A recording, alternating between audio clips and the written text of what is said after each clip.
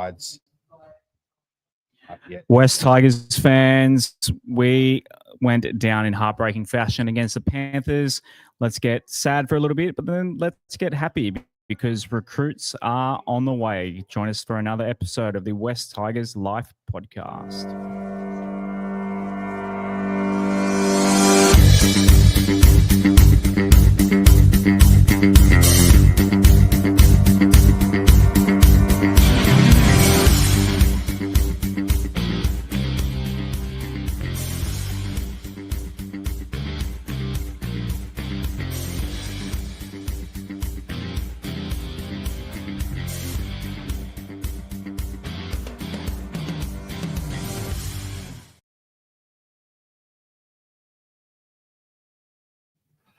West Tigers fans, welcome in to another episode of the West Tigers Live podcast. I'm your host, Josh Barnett. We are, again, as always, coming live from the Orange Grove Hotel. Shouts to everyone listening to us here at the Orange Grove Hotel. And we'll be here next away game, which will be, it's wild to a next away game, isn't it? As need to look that up. Obviously, yeah, 3 weeks. Got Canberra next week at Campbelltown. We'll be there. So shouts to everyone who came on the post-game video at CommBank on Sunday. It's a good little video if you haven't seen it on YouTube and the TikToks and the socials. And please give us a follow. We are less than 100 away from our goal of 2,005 YouTube subscribers. So shouts to all you legends that have subscribed to us already on YouTube. And let's get straight into it. Let's go to my right-hand man, Mr. Bashara. How are you this evening? I'm well, boys. Good evening, everyone. Looking forward to having a little bit of a chat about Sunday. Not too much, hopefully. But we've got some good news with the signings we've made. We do. We'll get to that in just a second. Mr. Statsman, I will get those slides to you momentarily. But for now, how are you feeling since we left the stadium on... What day was it again? Saturday. Sunday? It was Sunday this week, wasn't it? That's right. Had to go to work the next day. All depressed, but... No, long weekend. It was a long weekend, wasn't it? That's why I thought it was... I swear I didn't go to work the next day. That's right. Man, it's been a long week. Long weekends mess with your head a little bit, don't they? It does. I don't know. Where am I? I don't know what to do with my hands. How are you, Az? Yeah, I'm better now. I've recovered. The chat between Rob and Adele was pretty good therapy on Sunday night after the game. Very good. Nice to be able to tune in to that. So I like that I get my own little bit of therapy from that before I help provide therapy for everyone else on a Wednesday night. Yep. Do check out the Adele pod, the coach's report. That was very good. Well done again, Mr. Bashara. Thank you. Righto. First up, let's get into the headline of the show. And Mr. Taylan May, after weeks of Willie, won't he? Is Richo keen? Is he not? Meeting didn't go well at first, but obviously Rob Taylan May has shown to Richo that he's worth having a crack. How do you feel about Taylan May becoming a Tiger as soon as, I believe he was training today? Someone posted up photos of him training at Concord today. Selfishly, I'm glad that he's a Tiger. The train and trial definitely helps. It sends a message to him that, you have to work hard for your spot. We're just not going to, sign you up for a few years and give you a spot. I understand the divisiveness that it's going to cause amongst the fans, and they've got every right to feel whatever they feel. I'm desperate for winning footy games. My issue on the divisiveness, and I totally get the side that don't want Taylan May in the club. My issue is that the NRL haven't said anything and said that Taylan can't go anywhere else. So if we don't sign him, one of the other 16 clubs is going to sign him. And then from a legal point of view, sure, he's not guilty or not guilty because charges were dropped, but, he's not charged of anything. So life goes on. So Taylan May we're talking about. So, yeah. So anyway, hopefully he'll provide a good platform for us in the centres. He's a great defender, great attacker. I'm sure Terrell May is very happy about it. It fulfills a dream of his, which hopefully, makes Terrell May want to stay with the club even longer should all this work out really well. So personally, I'm happy with it. I know the man to my right's not happy with it, and I understand that part of it as well, but we've had someone with manslaughter play for our club. So yeah, I think we've had, I don't know, I won't say worse, but we've had controversial people play for us before. Yeah, the predicament, the difference with this one is, and look, I'm going to put my hand up and say I have no idea what happened for the reason he's gone to court. By all reports, it's one of the worst, absolute worst things Correct. you can be accused of doing. Correct. So, but we don't know the full details. He wasn't charged for it. The thing that makes it much more bearable, I guess, for me is, like you said, his brother. And the fact of how good, I mean, we haven't met Terrell, but he just seems like a really good human. He's come to our club and been such a great player, great leader on the field, already become a fan favourite. I mean, he's so open and shows his real self through his blog and that sort of thing, and his Twitch stream and that sort of thing. So being alongside his brother, and the optimist in me thinks he'll come in, Terrell will say, come on, it's time. Like, we're really privileged to play professional rugby league.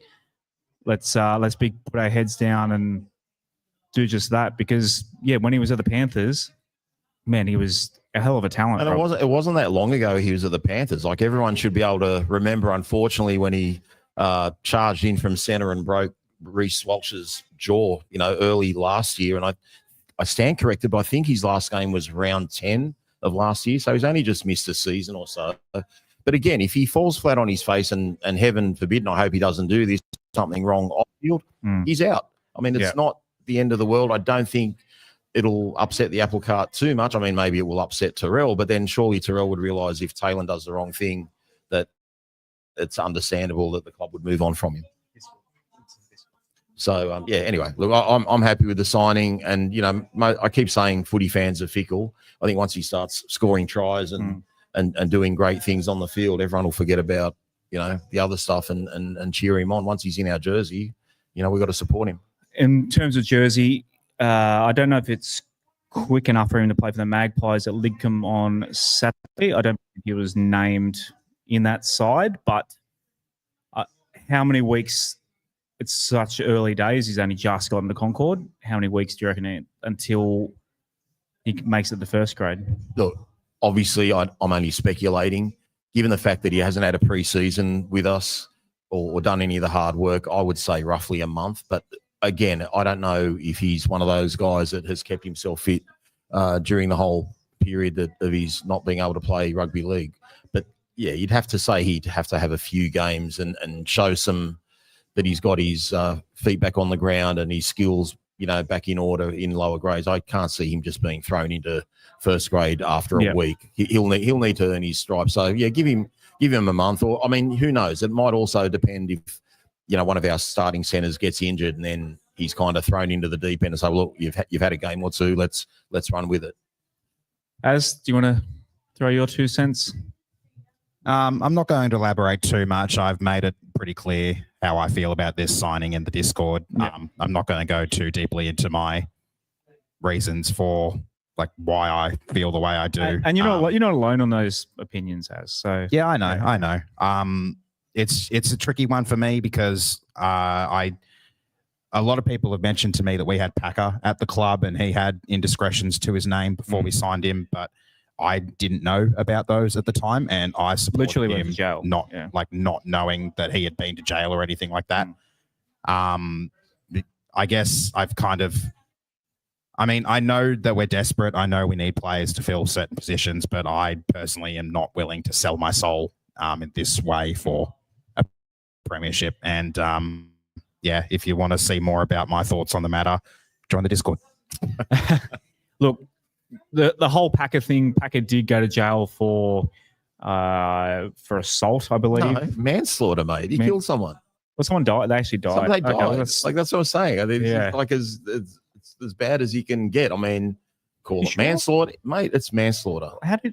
Okay, I'll stand corrected in case I've had a brain fade. I'm pretty sure he served manslaughter. He came back somehow through lower grades at St. George and then might have played some first grade at St. George, was doing quite well, was reformed, and then came to our club. Now he's got a university degree. I'm not sure what he's doing. I don't know. He's higher educated than I am now.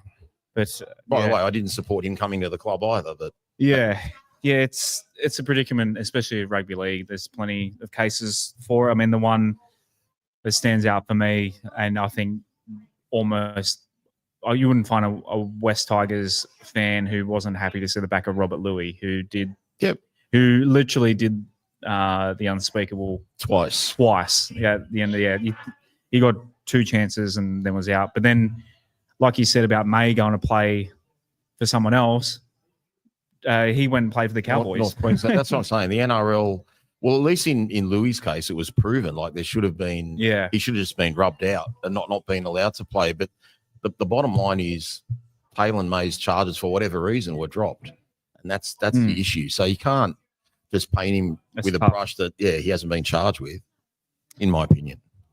All right, let's get on to our other signing. Look, speaking of not being a good person, we've signed a person from England, but I won't hold that against him. They got the English viewers. Kai, who's our friend from overseas that's always sending messages? Phil Rogers. Yeah, he's Aussie, though. Oh, is he Aussie? Is he? Okay, my bad. I thought he might have been English. I thought Phil was an Aussie living over there. He could be wrong. I haven't seen Phil in the chat tonight yet. But Kai Pearce-Paul, a little bit happy about this one, as. Yeah, I don't mind this one. We obviously, as a position of need for us, and this was a day or two after he had a really good performance against Manly. The next day, he scored his first career try, didn't he? No, second. He got one against St George a few weeks ago as well. Yeah, so he's showing us a little bit of what he's capable of. I think maybe a reason for his poor performances this season could be the fact that he was a little bit uncertain about his future and had a lot of talk about that. But I don't really know how early in the season that started. But I mean, he feels a position of need, and I'm happy to see him come to the club next year. And he's already interacting with fans. I know Carla from the Discord and a few others, I think, interacted on his post thanking the Newcastle supporters and community for his time there, but while committing to them for the rest of the season, being excited for the next stage of his journey. And he liked a few comments in reply to that from Tigers fans. So good on him for interacting with the fan base. Carla's all over the Instagram. She was pulled on one of the West Tigers posts. She was after the game. Instagram famous. Yeah, Insta famous. She's an influencer, Carla. Now she's in our YouTube, so all that influencing. Hopefully, she's helping our algorithm on the YouTube with that sort of influence. But yeah, sorry, Az, cut you off. No, I had pretty much finished. Okay, no worries. RB, what are your thoughts on KPP? I got mixed feelings on this. I think he's a massive upgrade on what we've got. So it's obviously a no-brainer. Adele mentioned on Sunday night that we've front-loaded his contract, which is really good. So I've obviously got some cap space, and I believe it's around the $700,000 mark he'll be getting next year. I just want to see more than 2 games. I've only seen 2 really good games out of him in a year and a half, and they were the last 2 games. Hopefully that wasn't just him playing for a contract. The one thing I will say, even when he hasn't played great, he's always had that ability to offload the ball. I just don't find him a damaging hole runner, although he ran a great line to get on the inside shoulder of Ben Trebojevic last week, and he did a crazy flick pass that led to a break as well. So he's definitely playing well.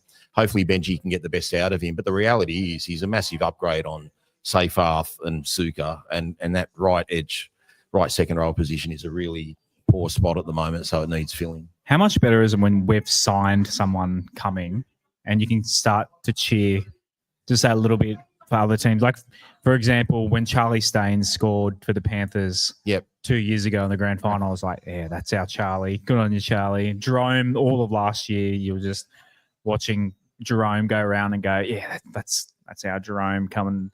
So the thing for me, though, it's going to be interesting. Is we've mentioned before, we've got probably the weakest squad in the NRL, and in terms of our squad, it's quite top heavy. What I don't want to see is getting a Taylan May, getting Kai Pearce-Paul, and then losing 2 equivalent players. So, like for example, Terrell May. Okay, like we didn't lose anyone that's in the Terrell May category, but we got Terrell May, we got Royce Hunt, and we lost Stefano, we lost Bateman, we lost Clemmer. So we need to be able to, like, no offense to the lower blokes, but say, for example, the Tumiths of the world and those guys, we need to get rid of those guys that don't exist in our first grade team and then just get these guys that, it means that you've got more depth now. So by getting Kai Pearce-Paul, suddenly Tony Sukar is a backup second rower, not a starting second rower.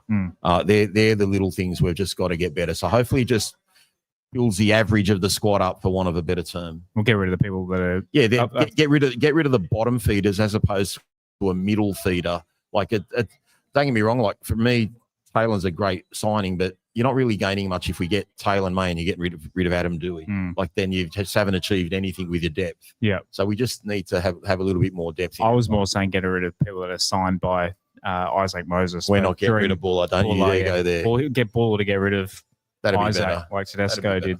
Don't forget, guys, we learnt last year that we're not allowed to celebrate these players' arrival until November 1st. We learned last year that some people, a certain Panthers fan, aren't particularly happy to start celebrating his signings before. I'm not celebrating. I just think it's good. It's a good deal. It's at the right price. Because I thought we were going to pay $700 or something like that for him. He's not worth $700. Yeah, but $500. I mean, that's probably a starting edge back rower's price anyway at a minimum rate. So yeah. And he's only 23, mid 20s, I think. Yeah, 25 or something. So do we know how his old is he, age? guys? I can look it up. Look it up. Yeah, because he's not. I don't think he's hit his prime yet, and maybe another off season in Australia. A lot of times you see a player go to a new club and just get that spring in their step. Like last weekend on Monday, perhaps. But yeah, but no, generally, it gives them a look at Adam Reynolds. Like he was getting a little bit stale at South Sydney. He got to Brisbane and he was elite for the first, year or so. He's 24. He'll be 25 at 19th of February next year. So before the season starts. Okay. So 20, and he's hitting his prime. So for a forward, 26, 27, 25, 26, 27, 28 is kind of their prime years. So it's good to have a signing. I saw a couple of people comment, well, another retirement fund. And it's like, well, he's not retiring. He's 10 years off retiring, so fingers crossed. So maybe he's a 10-year Tiger incoming. Maybe you see our Gareth Ellis. Maybe. Look, good thing about it is he's a fan of Benji.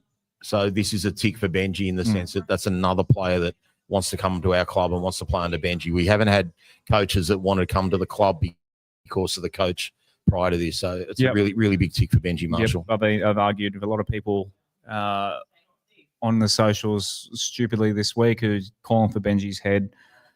And they said, what's Benji done good for the team?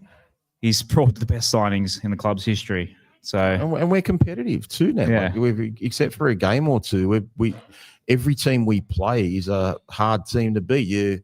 I was watching the game on TV on Sunday, and I remember the halftime report.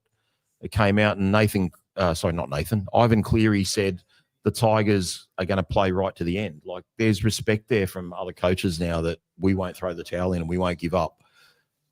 100%. As we mentioned earlier, please do check out, if you haven't already, and I know thousands of you already have, the Adele Coaches Report that was on Sunday evenings. And that show is sponsored by Gym Direct, our new partner. So if you're looking to set up a home gym or even a commercial gym, they do commercial gyms. Maybe you want to start up a gym business. They'll fit out your entire business.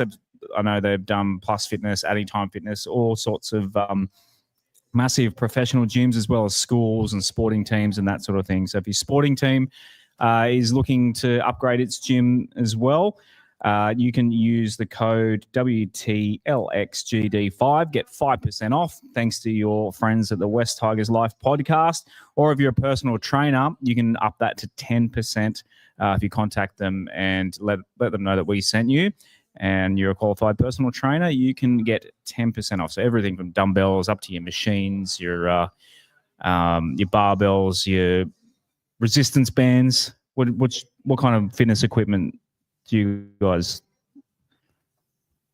Coke Zero. You're the top kind of trainer. They're my peptides. I don't know. I might need a few things from Gym Direct once I've got my knees back in shape. They said they'd help us out. So. Well, I've got to get my knees back in shape and then build up a bit of strength in them. Just do what Bulldogs fan. Just don't train your legs. Just do upper body. get the guns going. Right through the street. Just wear Adidas trackies. Just cover up the pins. That's all right. Street marches. Yep. Yeah, you can go down Belmore and start banging on cars. God, they're dickheads. Not Jim Direct, Bulldogs fans. Not all of them. Okay. No, I do have friends who are Bulldogs fans. But We've had some Okay. nice comments on our YouTube from some More- Bulldogs fans. the dickhead to non-dickhead ratio is high for Bulldogs fans than it is other fan bases. Will we agree with that? I'll go with that. Second. Okay. I have lots of friends who do go for the Bulldogs, not dickheads. But anyway, Jim Direct. Join us live, the OG, every Wednesday night. Thank you to Orange Grove. All right, let's talk about the loss to the Panthers. As you and I were there, actually, someone earlier asked who was holding the light the other night. Who was our light man on Sunday? Do you want to answer that? So our lights man was my little brother. He nice. finally came along. An apprentice. To a Tigers game using his membership that we both contributed to paying for. So it was good to have him there. He enjoyed the game, except for the result as well, obviously. But yeah, he was the lights apprentice. I took over the camera and the other side of it. Well done. You had the volume on this time. Actually, I did last time too. I did, yeah. I'll apologise to both him to my right and about a 4-month-old baby sitting next to me. That baby has learnt a few swear words. Ooh. It from me. had the earmuffs on. It did, yeah. So Okay, I was pretty loud. maybe it didn't hear too much. Yeah, Ziggy, you, Yeah. so and so. But look, West Tigers fans have been accused. Look, we've been accused of ref blaming a lot on this show, but I have seen a plethora of non-West Tigers fans say that Luai penalty, or both of them, especially the late tackle, the late contact on the kicker.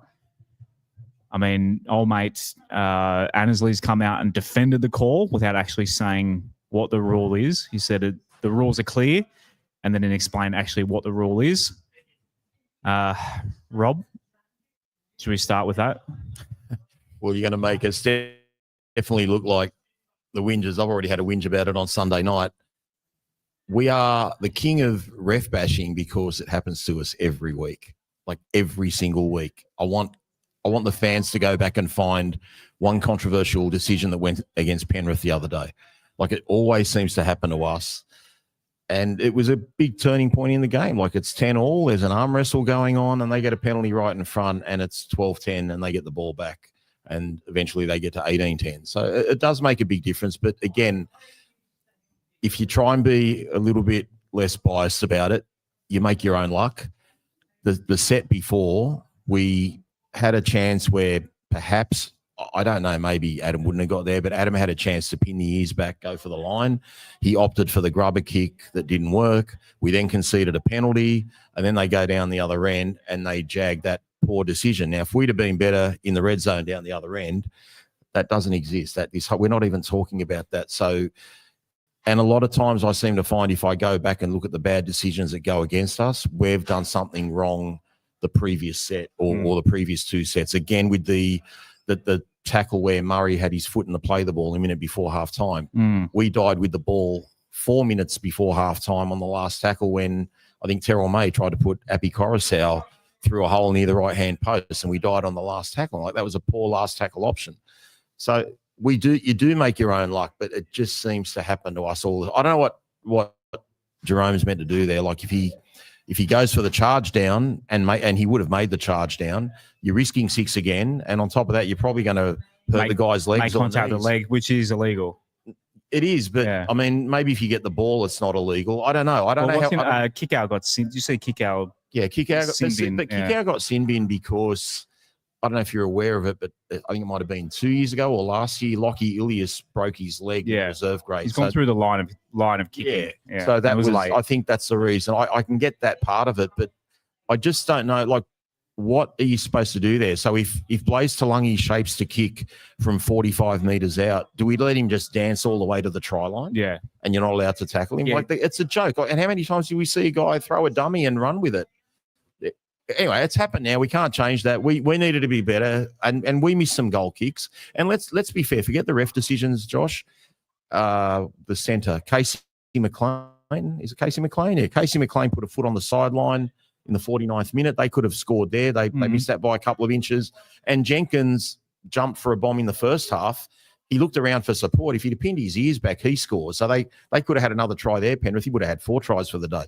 So, it's not like it was all everything's against us, poor little us. Like Penrith blew some chances as well. But yeah, it's just frustrating when everyone, all the other non-Tigers supporters say, well, why is that a penalty? And even commentators are saying, what are you supposed to do there? Benji Marshall himself. Michael Ennis said it. Benji Marshall said it. Jerome Luai said it. But they've doubled down the NRL and they say you can't do that and you've got a duty of care. So I don't know what you're meant to do as a tackler anymore. Like, you're just meant to literally run up and not kick pressure on and let the best kickers in the game hurt you. So look, it was a big point in the game, but we still had our chances near the end to win it, and we weren't quite good enough to get there.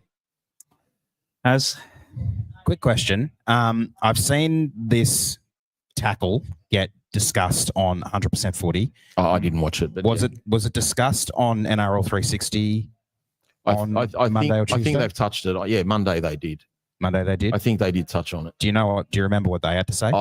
I don't, because I was getting ready for the Adele pod. Yep. And sorry, not Monday night. What was I doing Monday night? I did something Monday night. Anyway, whatever it was. I can't remember. I've heard it everywhere because I've seen it on Twitter. I've seen, even the stuff about the hip drop, on Jerome Buller. Like, I thought it was a hip drop. The slow motion shows it's a hip drop. You see all of Sorensen's weight. But as a rugby league lover, I don't know what Sorensen's meant to do there. Like, I hate the hip drop rule, but that's a hip drop. Yeah, no, I haven't really complained about that because, like you said, he was just trying to pull he was trying to pull him away from the try line. But the point is, Josh, if we do that, it's a hip drop. 100%. And that's what bothers me. That's exactly just like, right. It's just like, well, you say bad luck. Well, it's literally the same thing as what Jerome Luai did to Blaze Salangi. Like, it's not a hip drop and it's a shit rule, but it happened. So if we're going to get penalised for a shit rule, Sorensen should get penalised for a shit rule. Yeah. And it's just tough to 100%. It's not tough to It's watch. not the fact that we're mad at the game. We're mad because we know that if the shoe was on the other foot, then it's probably a different decision. How many times have we seen, like, Josh, we saw, who was it? Johnson took an intercept. Luai tackled him. Taruva and Galvin were offside from the play the ball, and Galvin goes to the sin bin. Now, we've seen that in the last 2 rounds from other teams. No one's got sin bin. It's just Luai last week. And then the Canterbury Parramatta game, there were more than three 6 agains given in one set of 6, and no mandatory sin bin. There's just different rules for us. Same referee as well. Same referee is the one that had us against North Queensland. Okay, so you can't say there's a different interpretation. It's the same bloke, and we get the different decision because it's not us. Yeah. I don't know how a non-Tigers fan who would calls us the ref blamers or what have you, how do you defend that argument? How do you be the devil's advocate for that? Exactly. Well, I'm what trying you're to be devil's advocate by saying we made our own luck and we should have done better with the Dewey situation and this wouldn't have happened and Penrith might have scored some tries. I'm not saying it's the reason we lost the game. And ultimately, if Buller is given a penalty for a hip drop by Sorensen and we score and we get to 20-18, who's to say Penrith don't win a short kickoff and get the ball back and score a try? Like, those sort of things happen to us. You'd as well. probably feel a little, I mean, as we're so desperate for a win, you probably wouldn't feel that dirty, but it would be a little apart. You'd feel a little bit, we got away with one there if it was called a hip drop for a try, maybe a little bit. No. I'm You not would like. swear with I'm that? like he's like Aaron's saying. He's right, and he's right. I'm wrong. Like he does want to sell his soul. I'll sell body parts. Okay, I'll sell my own body parts right now to make finals.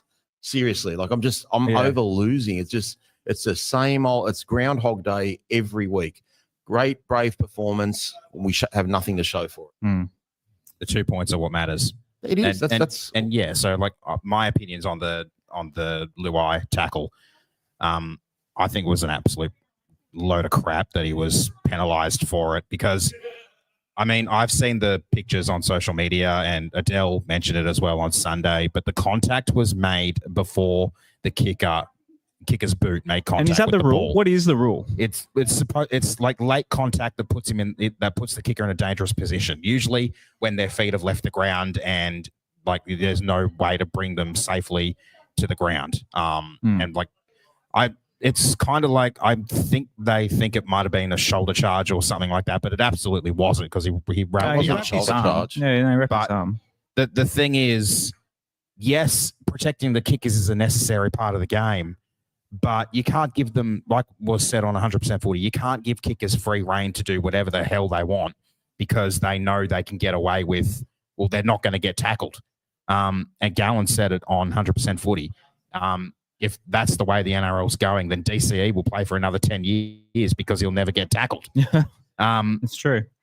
Yeah, and I just agree that it was an absolute bogus call, should never have been made. But I'm also going to mention a call or a non-call, I should say, that hasn't hardly been touched on throughout the week, and that's the pass that led to the AD knock-on for the scrum for their first try. You thought that was forward. It absolutely was forward. The only way Adam was able to get a hand to it, because Adam was still almost in the defensive line. You know what he's talking about? Yeah, I do, but it wasn't forward.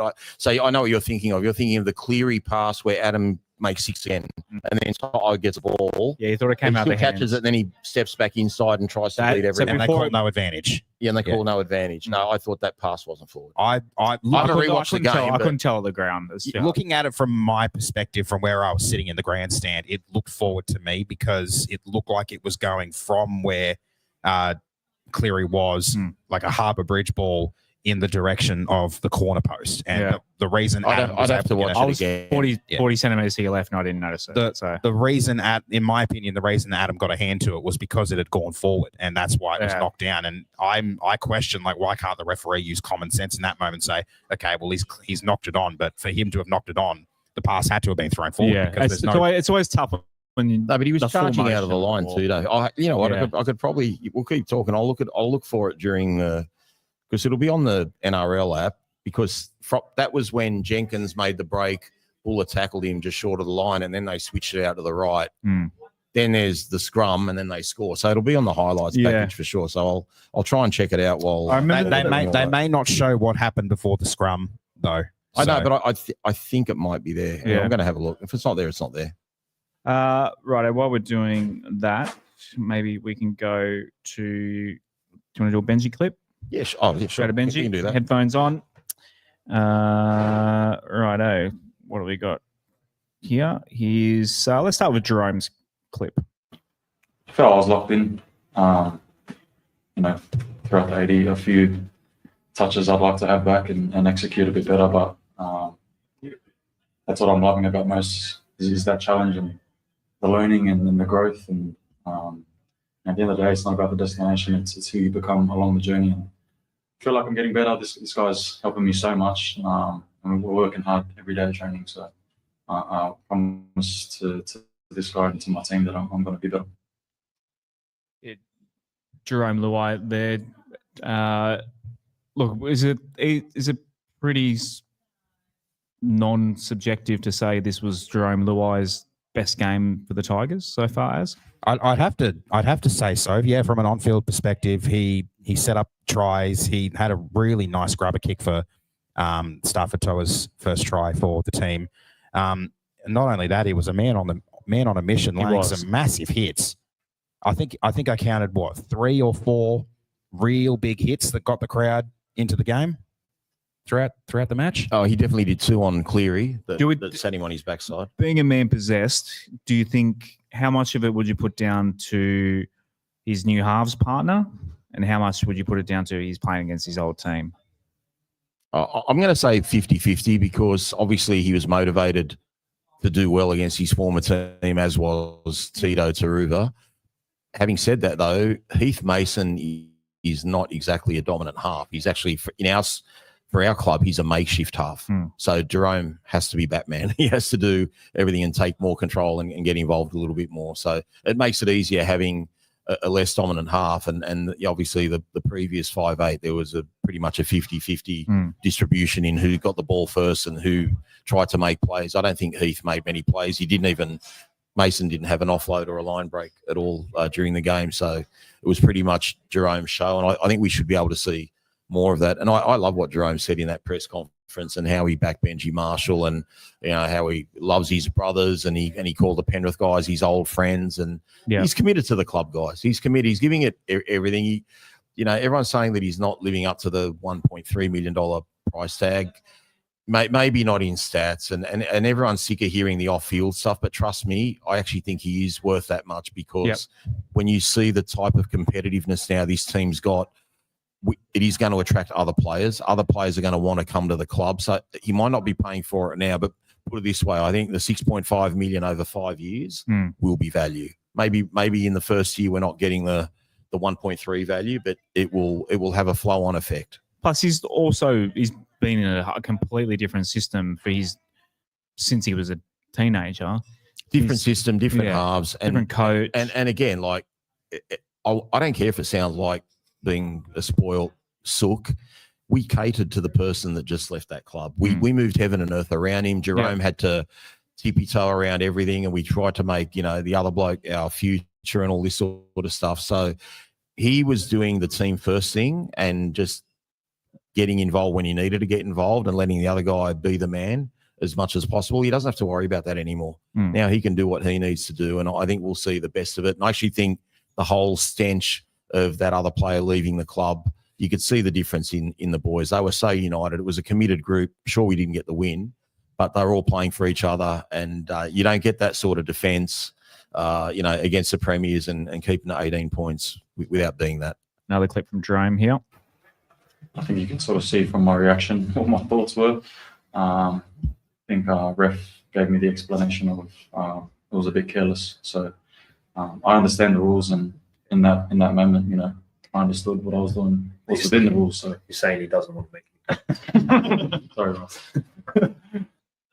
Yeah, Jerome keeping his cards close to his chest on that decision we've already discussed at length there, but the way Jerome is saying it without saying it, he's pretty annoyed at the call. I mean, you could see how annoyed he was on field, considering he went up to the referee and really started to question it, because I think it started playing replays on the screen at that point as well. So us fans could see it, and we all saw there was nothing wrong with it. Luai saw there was nothing wrong with it. We had already burnt our challenge on a 50-50 call that we often lose a lot of the time. That was stupid, by the way. That's another talk about, making your own luck. That was stupid. Pull on that string. Go for it. Yeah. Finish what you were saying, then we'll talk about that. I've lost my train of thought. No, you're just talking about that tackle, the Jerome tackle on Talangi. Yeah, and I mean, is it something we could have challenged maybe if we had our challenge at the time, do you think? Do you think that's something he would have been able to challenge? Yeah, you probably do you could have think we could have potentially won that challenge? I mean, based on what the NRL they slow said, it down to within they slow it down to within an inch of a frame. So I mean, you'd be able to see the contact. So what happens there? What happens there if Luai tackles Talangi exactly the same way with exactly the same result, and Talangi doesn't get his foot on the ball? It's a fair tackle, isn't it? Oh, you mean because if he's had an air, but he does if he's had an air swing at that ball as he's tackled him, everyone would say that's a fair tackle, so he because hit him harder. Because if he hits him harder, he probably I think he got him before he definitely gets him. I definitely saw, because I just think it was the rule. The blanket rule should be if the foot hasn't touched the ball yet, you're fair game. Well, so he definitely hits him before the ball hits Adele brought it to my attention that Ziggy said play on. It was a touch judge that brought it to Ziggy's attention about that situation. So didn't realize that. Yeah, well, I mean, if it's simultaneous, it should be play on. Anyway, it's not going to change the result, boys, but very frustrating. Another clip from Benji. Benji, Lasu's first game back since injury tonight. How do you kind of see his performance out there? I thought it was outstanding, mate. I thought, given he plays in the halves, to play in probably the toughest position on the field in the middle and hold his own. And I thought he changed the game with his energy when he come on. He probably freed up Jerome a little bit to play a bit more too. Took some of that ball playing pressure in the middle and defended really well. But yeah, he's a work in progress. We love what he does, and we'll just keep building on what he's done. No game next week. Do you expect to have... Yeah, Latu Fainu, Rob, made a real impact when he came on. What Latu did on the weekend was the most exciting thing of the Tigers' performance. He straightened our attack. I'm assuming he was on some sort of minute restriction, but he got 45 minutes in 2 stints, which was really good. I was surprised he could actually handle the lock position. I don't want him to play lock. I think he should be our starting 7. but it was very, very encouraging what he brought to the team. And you could see when he came off, we regressed when he was off the field. So he wasn't off the field.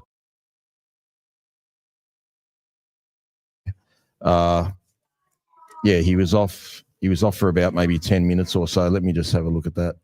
Latu came off in the 56th minute and came back on in the 68th minute. So he got a 12-minute rest. Mm. Do you think our next game against the Raiders, do you think Benji makes the call to put Latu into the starting side, maybe bring Heath on the bench? Yeah, 100%. If he thinks he can play 80 minutes, 100%. Well, even if he doesn't, you could have Mason coming off the bench. You can't start Mason after missing 11 tackles.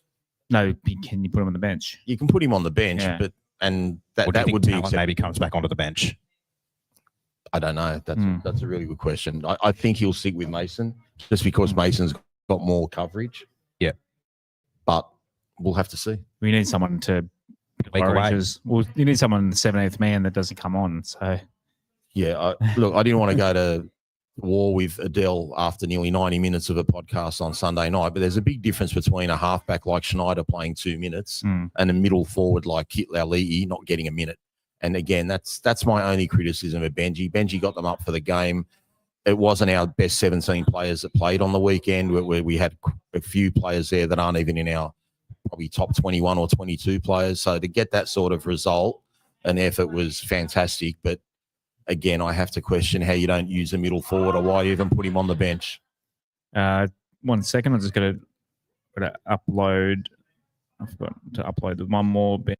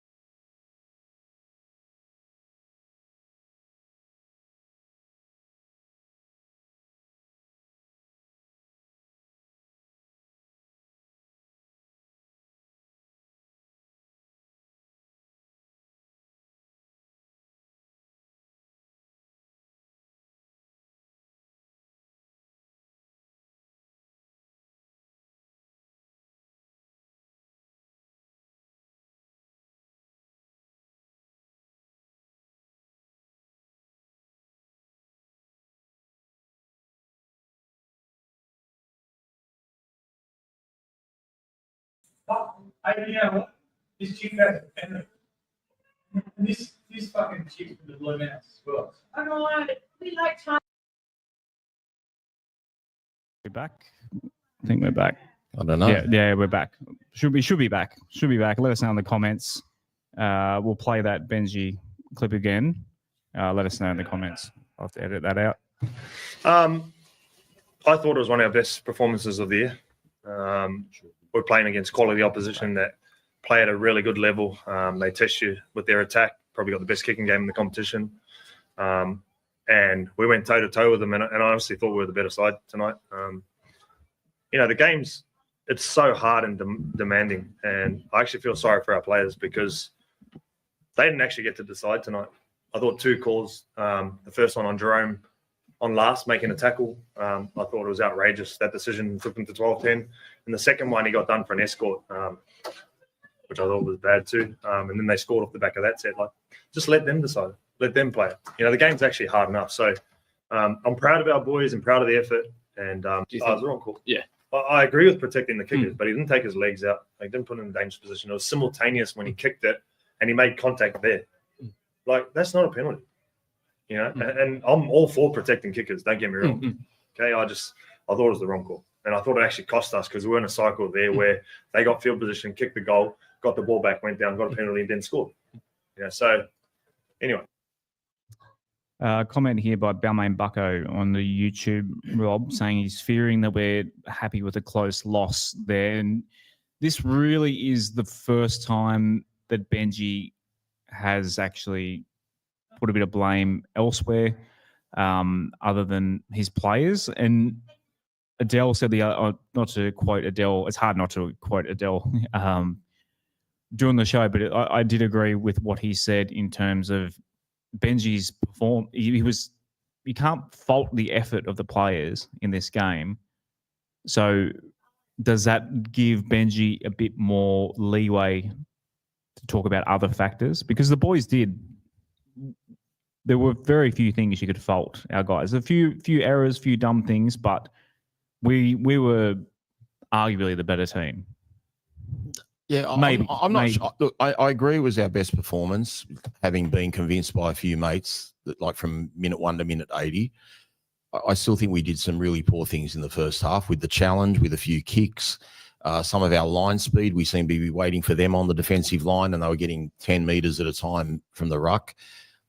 I think the difference to answer that comment from YouTube, the difference with this is, as I just said a few minutes ago, it's not our best 17.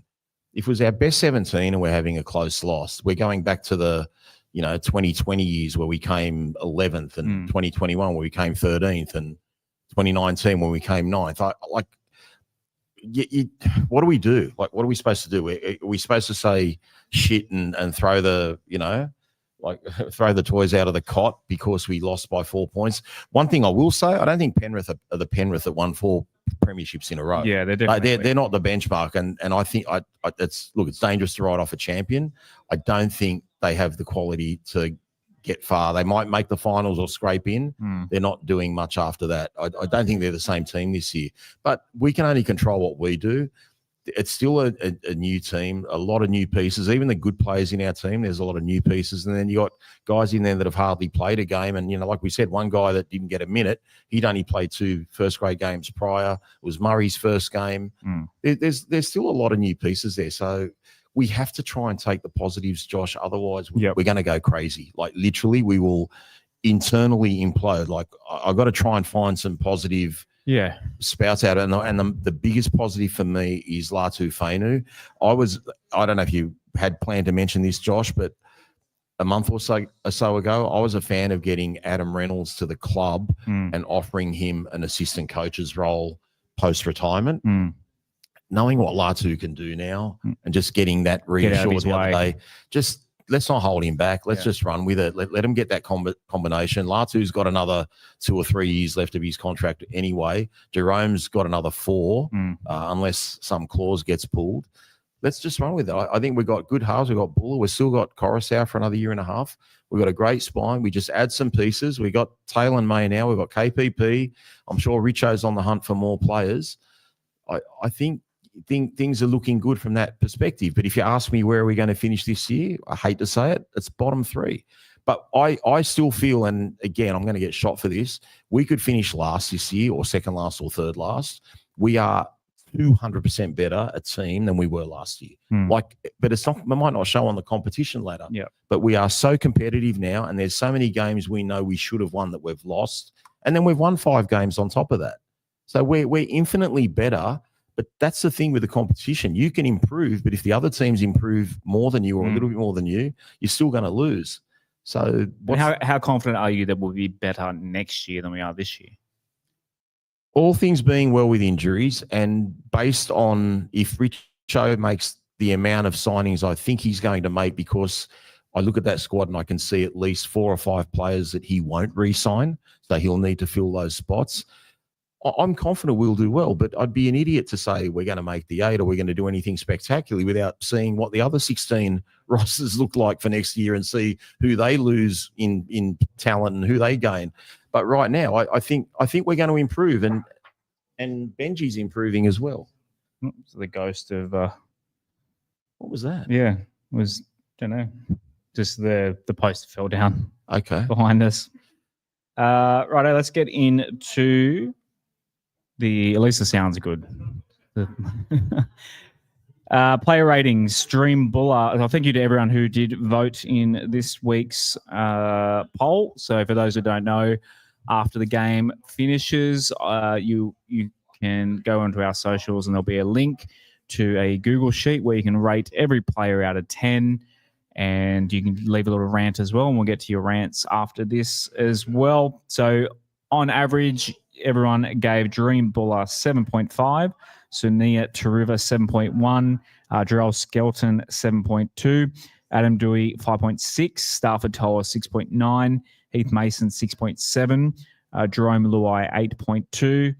In the forwards, Taylan May 7.9, Sione Fainu, who started, was it his first start, Sione Fainu?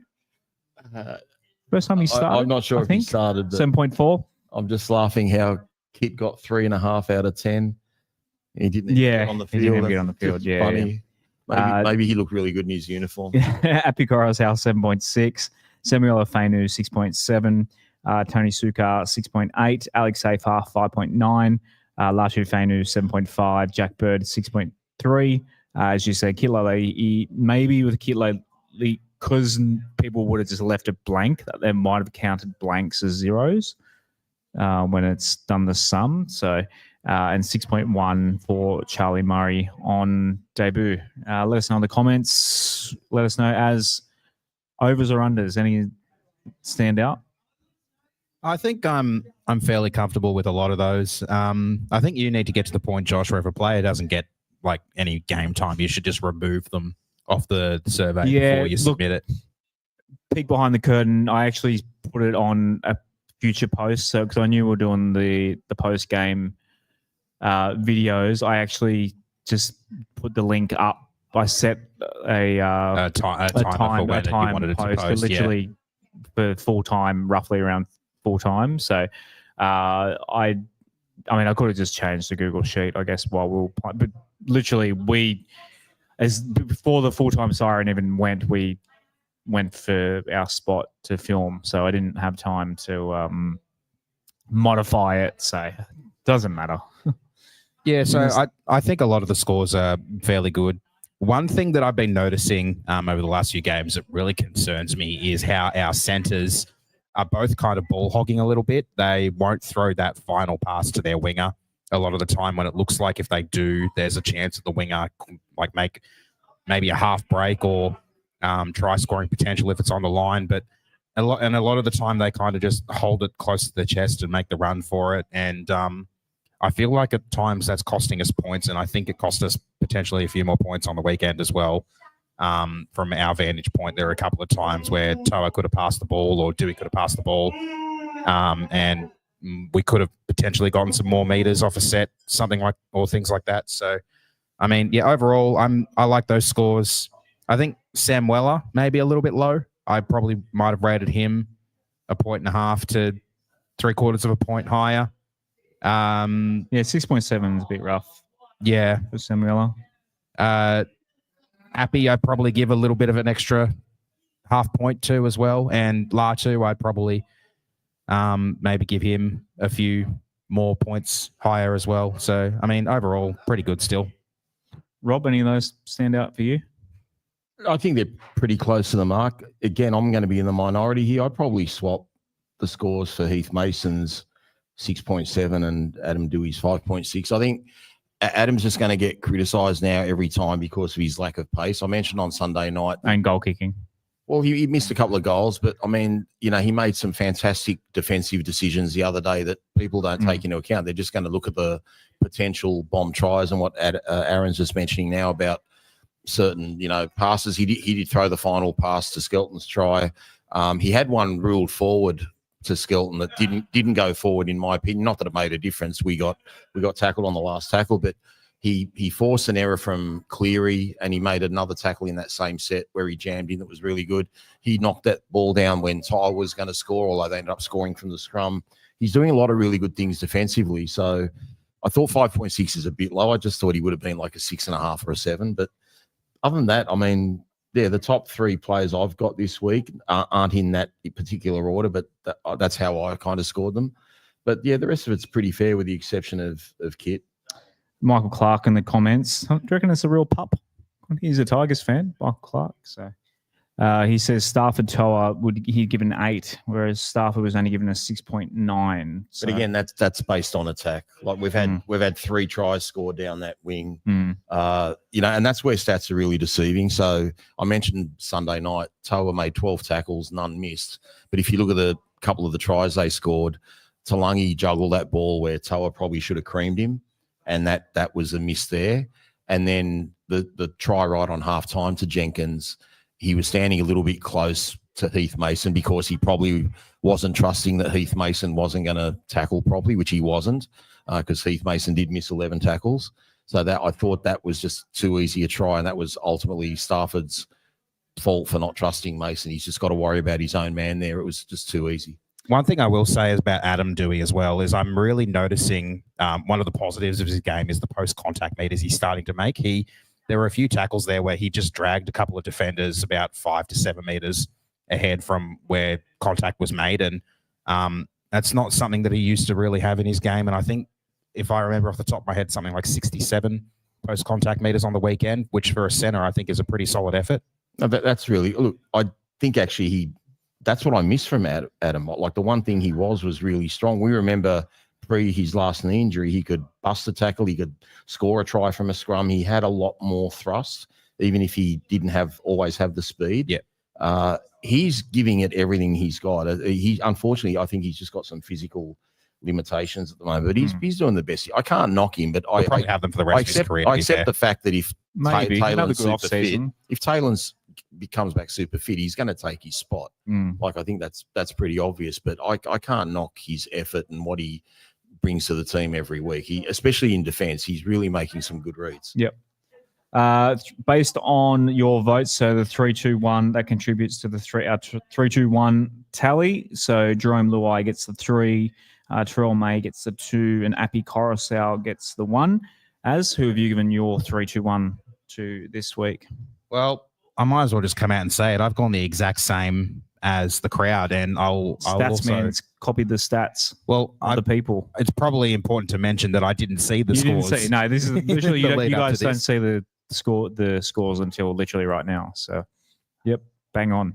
Yeah, so Appy got my 1, Terrell got my 2, and Luai for his best game as a Tiger thus far got my 3. What did Appy get? 7.6, did he? I think that's what it was. It must have been.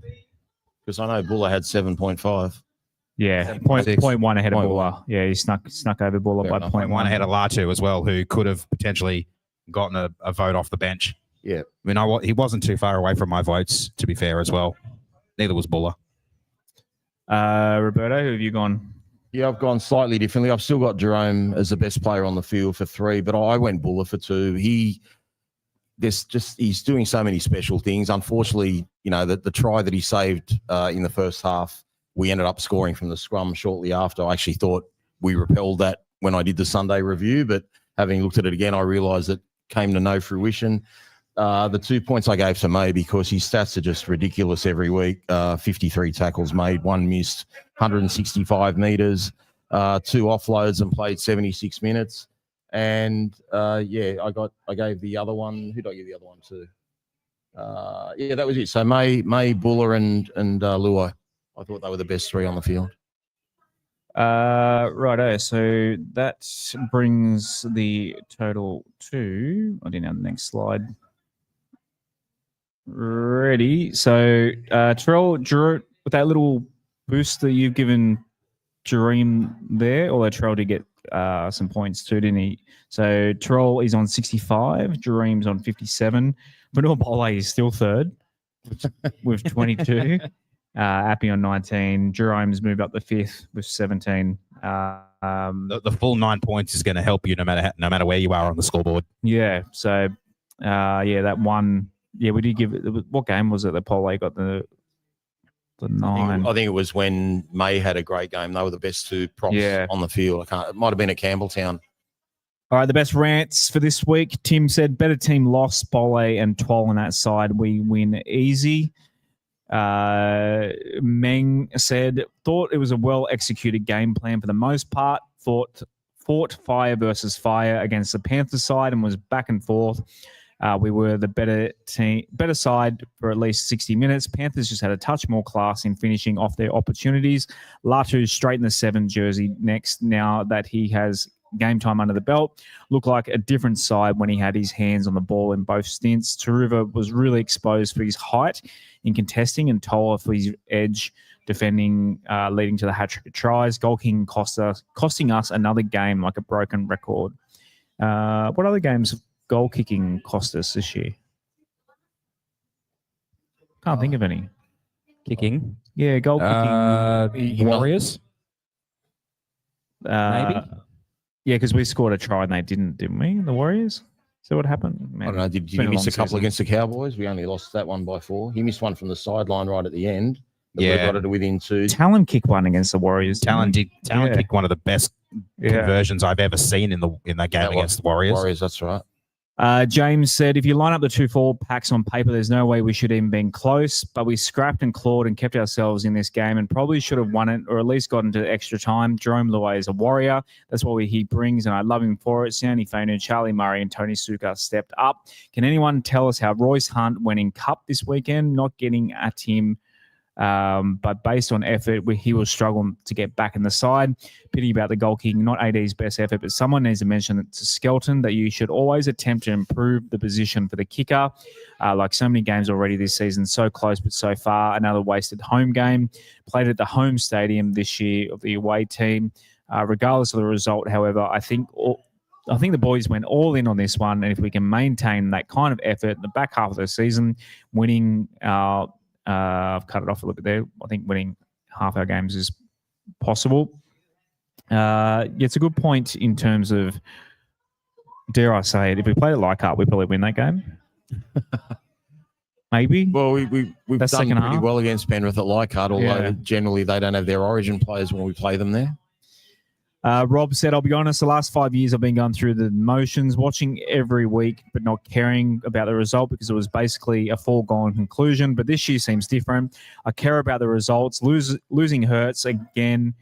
Seeing the effort return, the passion for the jersey, and the reason for that is Benji. While he might not be the best technical coach, he is exactly what the club needs. It could be like all these guys and say, I'll never watch a game again because of these blatantly obvious refereeing mistakes, but I'll keep tuning in. I left that game absolutely filthy yesterday, but it was partly due to the 3-hour drive. We still played right up to the 80th minute. To say I was proud would be an understatement. This club is finally turning a corner. Even if this season doesn't end the way we want, we're heading in the right direction.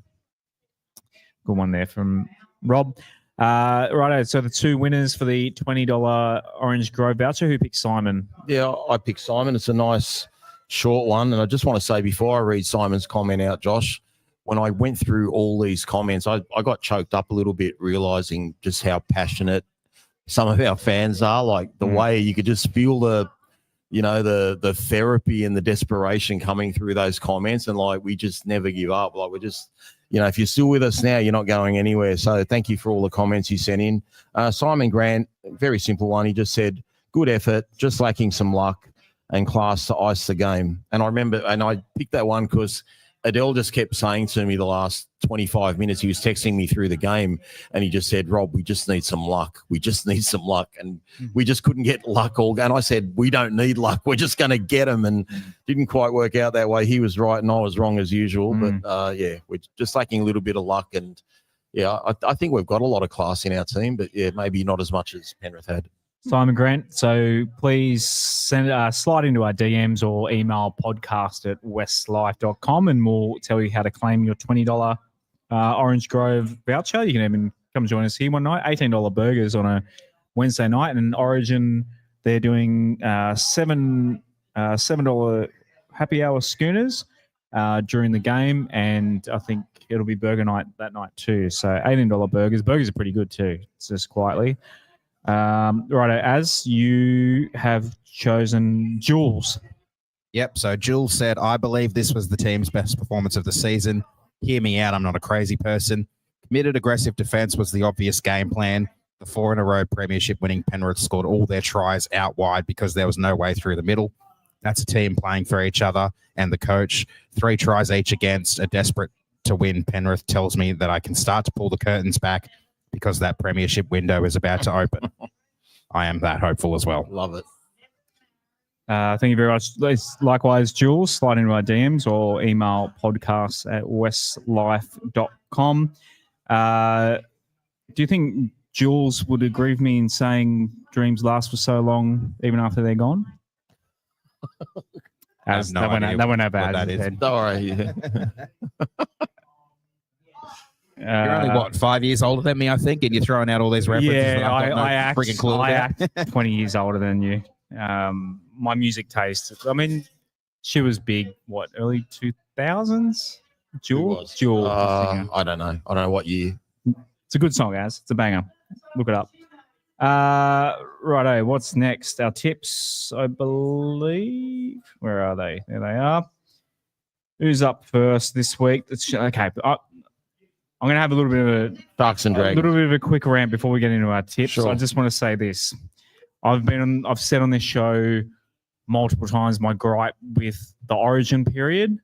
Doing my tips this week, I couldn't help but think. So our games this week, we have the Shire Derby, Cronulla versus St George.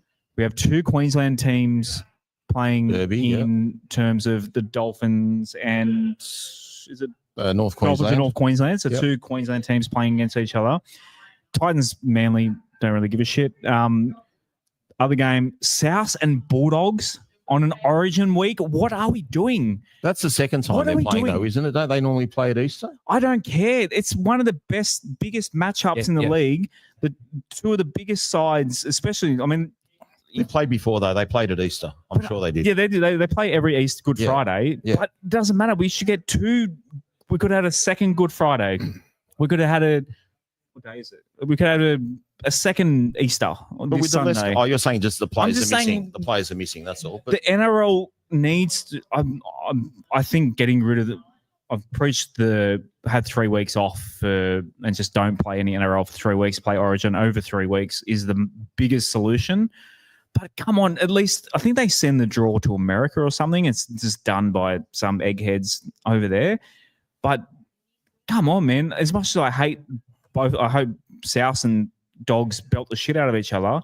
I still want to see them with Latrell and Crichton. It's a superstar matchup with missing the superstars. We're just being robbed of 2 really good football sides. Again, how much I despise both of them.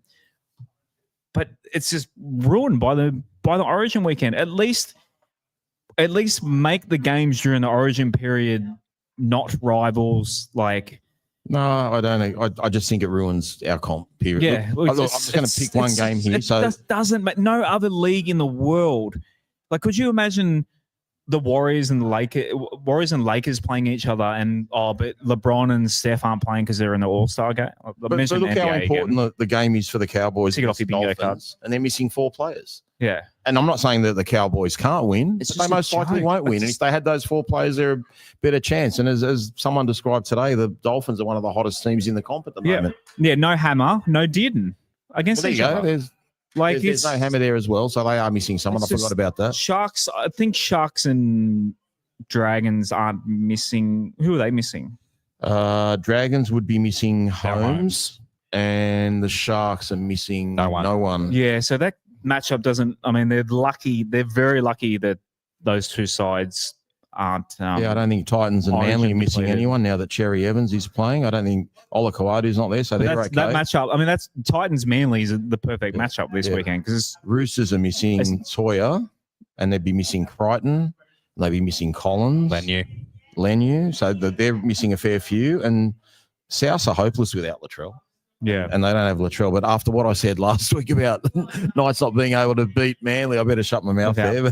Yeah, but Canterbury are missing players as well, and I think Carraz got called into the squad as backup today. So anyway, I think it's just a blight on the competition, guys. It's Latrell's half the ticket price. Yeah, like Latrell is like so good to watch. And when he's not playing against us, he's so good to watch. Yeah. And so's Crichton. Like, he's one of the best players to watch in the league at the moment. And that matchup is just absolutely destroyed. It's just, Oh yeah, Liam says hate Titans it. are missing Tino. Oh, of course. Titans are missing Tino. Yeah, Of course, my bad. yeah. But I mean, Titans v Manly in terms of a matchup. I'm talking in terms of burning the marquee games. Like, there's just some games, some matchups, like that are better than others. Like, when we play the Titans, you don't get as excited as when we play Souths or Bulldogs or someone, because the Titans aren't. They're just the Titans. They're up there in Queensland. You don't think about it with all respect. But when the Titans play the Broncos. So you're saying no one remembers the Titans? No one remembers the Titans. Nice. I do get that You one. know that one? Okay. I do get that one. All All right. Let's get in. Enough of my. I said it'd be a quick rant, but it wasn't. Who were Sharks playing again? We've all tipped Dragons. Sharks. We've all tipped Sharks. We all tipped the Sharks, although I can't believe the Sharks lost 40-10 the other night. I was at a wedding, so I never got to watch the game. But Saints got pumped by 50 points last week as well. So I'd expect a little bit of bounce back from St. George, but not enough to beat Cronulla. You don't get your phone out at the wedding like I do. With all the weddings. I do. I Yeah. did get it out the last few minutes. How about yourself, Aaron? You Cronulla as well? Yeah, I've gone Cronulla. Hard to. I mean, I think they'll bounce back after what happened against the Warriors, especially since that game was at home. Really let their fans down, where they've actually been pretty good for the most part so far this year. The Sharks. I mean, they beat the Storm there literally a couple of weeks ago, and that was actually quite a comprehensive performance as well. Expecting a bounce back from the Dragons too, but I don't see them coming back enough to turn this one around. And just quickly as well, Josh, I continue to have gripes with you about these pictures of the tip that you post, because you've doubled up my picks and your picks again. Yes, we've gone the same teams, but I've got 2 more points than you. And I'm quite enjoying the fact because you beat me last year and the year before. My bad. So what do you want? 58, are you? 58, yeah. 58. Okay. Sorry about that. I've got to have some sort of bragging rights over you this year. Don't know how that happened. A rush job. That's the only excuse there. Manly, we've all gone Manly against Titans. Yeah, a couple of schizophrenic teams there, but Manly's best is a lot better than Gold Coast's best. But again, nothing would surprise me in that game.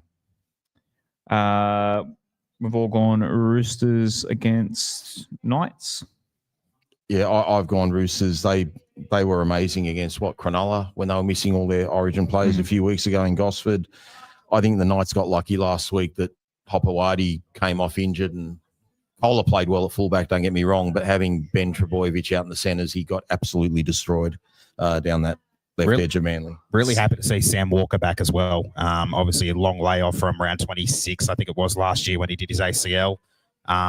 You never like seeing players go down with those sort of long-term injuries, and I heard he performed well in Cup last week, so and I'm glad as well that he's not returning against us, as has been the common theme, and it was kind of around the time he was expected to return as well. So he's returning a few weeks before us, which means he's got his he's not going to have hopefully his best game against us. And interesting, they hung on with Tavalla and dropped Smith, so that would tell you that Smith probably won't be at the club next year.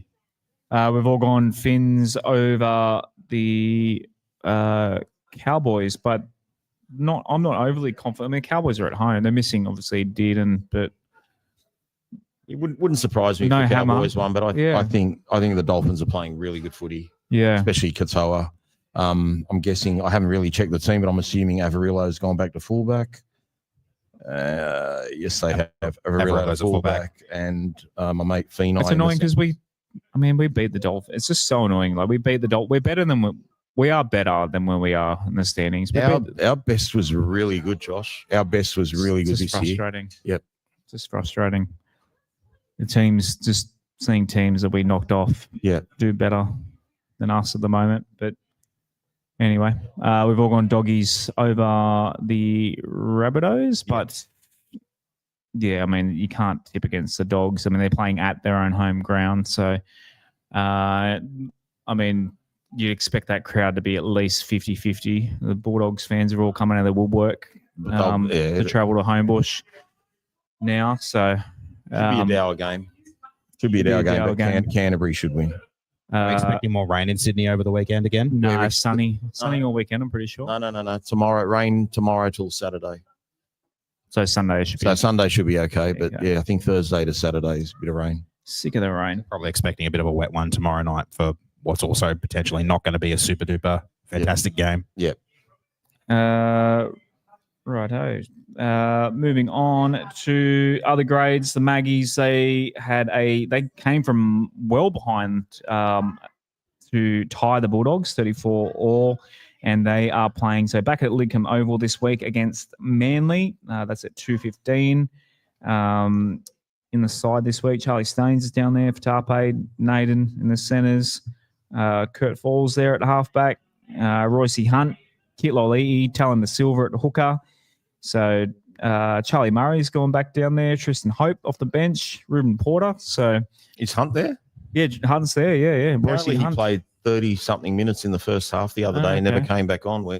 I think we're trying to overdo his minutes and get him fit. Yeah. So he's playing. So pretty. Our old friend Brennan Wakeham and our old friend Michael Cheekham on the Manly side. So Always love Cheeks. Matthew Lodge, another ex-Tiger, in there as well. So There you go. How was Matthew Lodge allowed to play rugby league again after what he did in New York? Jeez. Yeah, he was probably in similar category, really. You don't get much worse than what Lodge did. Jersey Flegg, they went down 38-10 against the Bulldogs last week, but they are playing Manly this week ahead. Lidcombe Oval as well. They kick off at 12. And I did notice Josh Felaty is playing Flegg now. Oh. So played NRL 3 years ago, and now he's playing Jersey Flegg. So he's the Benjamin Button Sure, of he an played NRL last career. year. He had a game, didn't he? I think he had a game or two last year, yeah. He did too. He played the Cowboys. I meant, North sorry, Queensland. I meant he played his first game. Oh, a few Sorry, years he ago. debuted 3 years ago, Yeah. and he's still playing Flegg. Just shows how young he is. No, only 2 years ago. 2 years, 2.5 years ago, isn't it? No, because it was the last round against Manly 2 years ago. That's right. So When Epi two played seasons halfback. ago. 2 seasons ago. 2023. Yeah. So 2 seasons ago.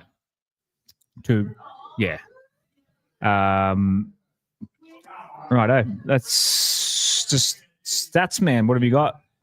I actually don't have anything for Stats Man this week. That's all right. Because Been I've gone. been busy preparing for something else.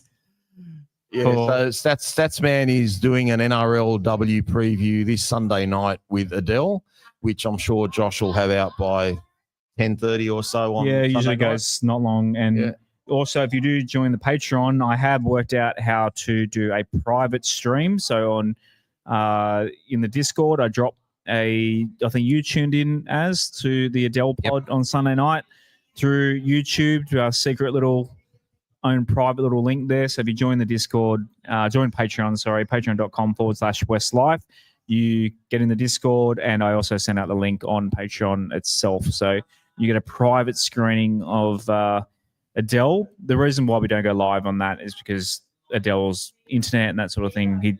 Every it week, cuts- like it's- clockwork. He's doing look. We're so grateful to have Adele. So we 100%. will take anything we can get. If he sends a carrier pigeon, we'll still have his opinions. So, but the guys do get to see it raw and unedited through the Patreon. And shouts to we had a couple of signups. Haven't seen Gaz. Our friend Gaz hasn't signed up yet. Oh, mate, he's doing his own podcast. He I think, is. yeah. I'll send him. I'll join his Patreon if he makes his own podcast. I'd love to go on as his guest and absolutely tear him apart. I'll get popcorn for that. Yeah, 100%. He's so bad. Righto. That just about does it for another week.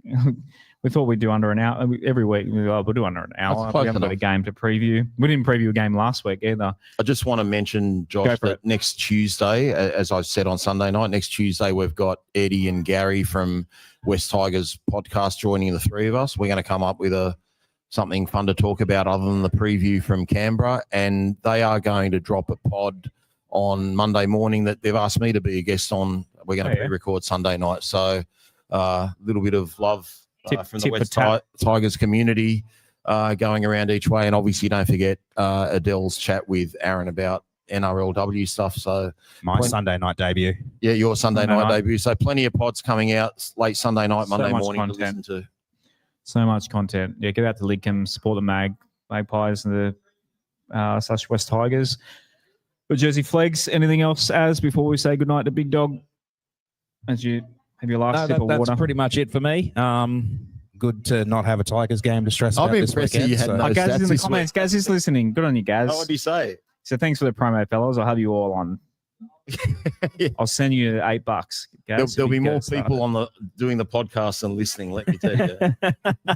Hey, that's how I started. So gotta That start might have been the somewhere. first positive comment he's ever said. It is Yeah, very nice he to actually Gaz. didn't criticise anyone. Yeah. What's going on, Gaz? You all right? He saves it all for Twitter. Yeah, we'll have to send some meds or something. Jeez. He hasn't heard our episode with Adam Dewey. He loves Adam. His favourite player. Righto. Jokes. Keep Righto. smiling, Tigers fans. 12 second favourite. Any parting words before I find the sign off? No. See you next Tuesday night from the OG. And then See you next I guess Tuesday. hopefully everyone gets out to Campbelltown Friday week and see if we can stop the might of the green machine. All right. As always, Go the West Tigers. Go the Tigers. Thank you for listening to another episode. Thank you for listening to another episode of the West's Tigers Life podcast. Please subscribe and also be sure to follow us on our social accounts on TikTok, X, and Instagram using the handle @West's Tigers Life. Be sure to join us every Wednesday night and every West Tigers away game as we record live at the Orange Grove Hotel. We'll see you next time on West's Tigers Life podcast. Grove Hotel. We'll see you next time on West's Tigers Life podcast. Thank you for listening to another episode